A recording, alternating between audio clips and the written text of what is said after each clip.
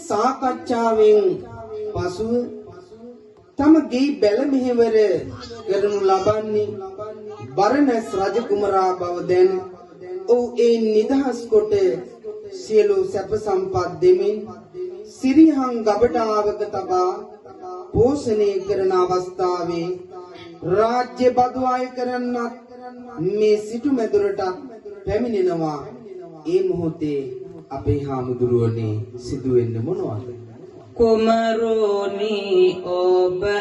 රැක ගනිමින් දෙවිරාකින්නේ අපමණේද අපගෙන් ආය බදු ගන්නට එපා කියා කියනවාද එසේ ආය බත්දෙන් මුදවමි එය මහා වැඩක්ද මුළු ගමනිද හස් කරවමි අයබත්දෙන් බැඳුණු යෝධ මගේ සොයුරයි බරණැස් පුරේ රජකම දෙන් කරවන්නේ ඔහු වටේ පණිවිඩ යවන්නේ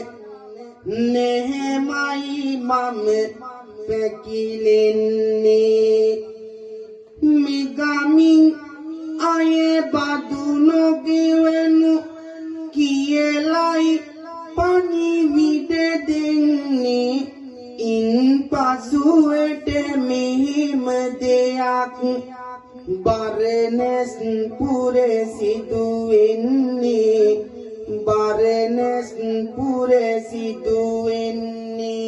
මේ පොත ඇසු ගමින් ගමට මිනිසුන් සිටුගෙට එනවා කුමරුලවා රාජෝට කියා බත්දෙන් නිදහස් වෙනවා නිදහස් ලැබු ගම්වල අය මේ කුමරුට පැහැදෙනවා පුදුන් ගතේ නිසා ඔහුට තණ්හාවද උපදිනවා අය බදු හලේ සෑම ගමකම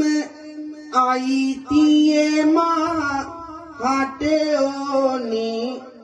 යනුවෙන් පණිවිඩ යැවුවා නිරිදුට දවසක් ගානේ අතහැර ගිය රජදහනෙම නැවතත් ඉල්ලනවානි තණ්හාවේ තරම පෙනී කාටත් වලකනු බෑනේ තණ්හාවේ තරම පෙනී කාටත් වලකනු බෑනේ